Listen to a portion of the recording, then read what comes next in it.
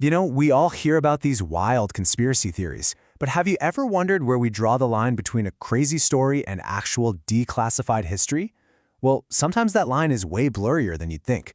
We're always told to brush off stories of secret government plots, but every now and then the files get opened, and we find out the truth was way, way stranger than fiction. Okay, let's break this down. On one side, you have the really out there stuff, right? Lizard people running the world, faking the moon landing. But then you look at the other side. These things sound just as unbelievable, but they're now confirmed historical facts. The CIA absolutely ran a mind control program called MKUltra, and the FBI really did have a program, COINTELPRO, to go after activists. It just proves that not all government plots are myths. Some are scarily real. And that's exactly what we're getting into today. We are going to pull the curtain back on one of the most disturbing plans ever cooked up inside the US government. Seriously, this is a declassified plot that sounds like it was ripped straight from a spy movie, but it was deadly serious. Just look at this document. It's from March 1962, and that top secret stamp is on there for a very good reason. This is a memo from the Joint Chiefs of Staff. We're talking the absolute highest level of military leadership in the entire country. And the subject? Justification for U.S. military intervention in Cuba. They weren't just brainstorming. They were drawing up a literal blueprint to start a war. This plan had a code name, Operation Northwoods, and its goal was, well, simple and sinister.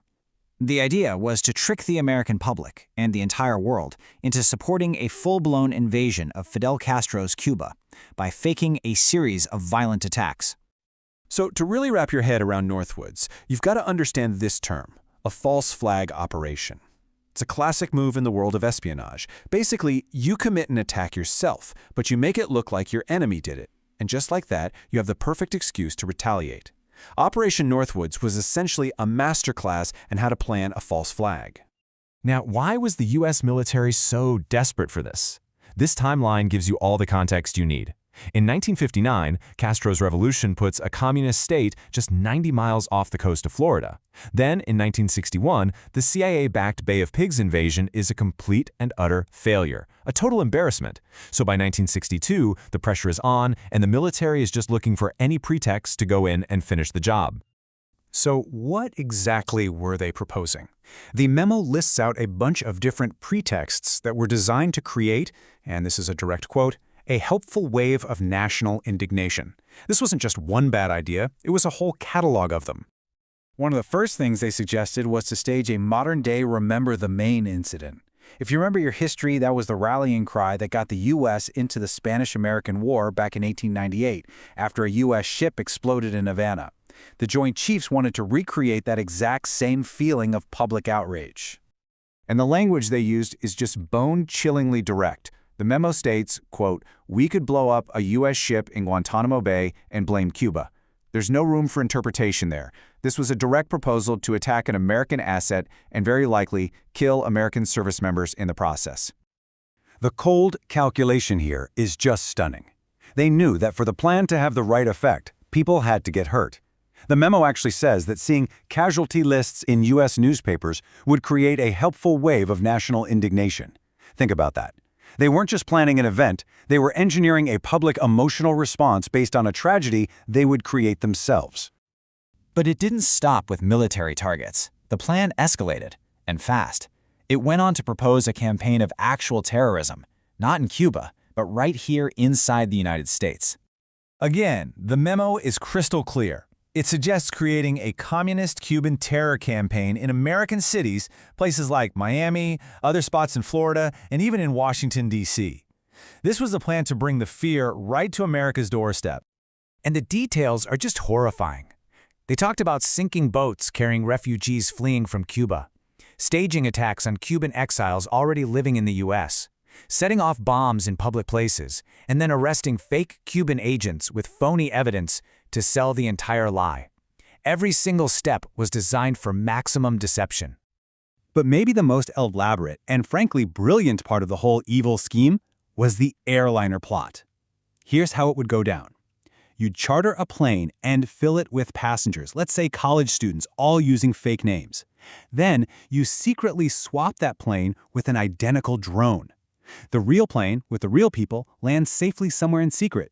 The drone, meanwhile, flies over Cuba, broadcasts a fake Mayday call, and is then destroyed by remote control. The world would believe that Cuba had just shot down a civilian American plane. It would have been an undeniable reason to go to war. So here we have this unbelievably sinister plan, and it's been approved by every single one of the Joint Chiefs of Staff. So what stopped it? What kept this from actually happening? Well, this is the most critical moment in the entire story. All the sources on this are clear. Operation Northwoods never happened. The plan was presented to the civilian leadership and it got shut down, period. So here's how it went down. The chairman of the Joint Chiefs, General Lemnitzer, personally presented the plan to the Secretary of Defense, Robert McNamara.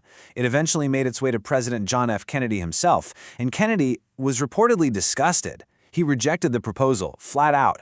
And it's probably no coincidence that not long after, Lemnitzer was denied a second term as chairman.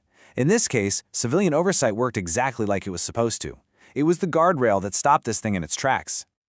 So the plan was stopped. So what? Why is this anything more than just a weird historical footnote?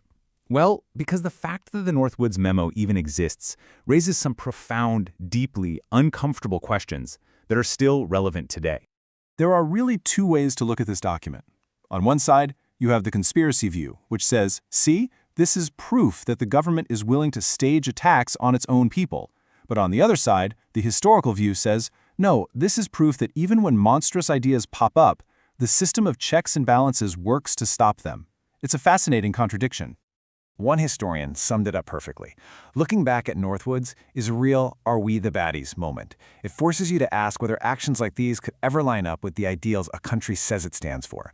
The fact that the plan existed at all, even though it was rejected, is a stain in itself.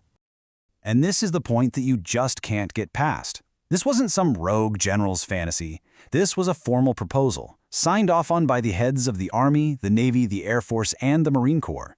The fact that an idea this corrupt made it all the way to the top, with full approval from the military leadership, that's what makes Operation Northwoods so eternally shocking.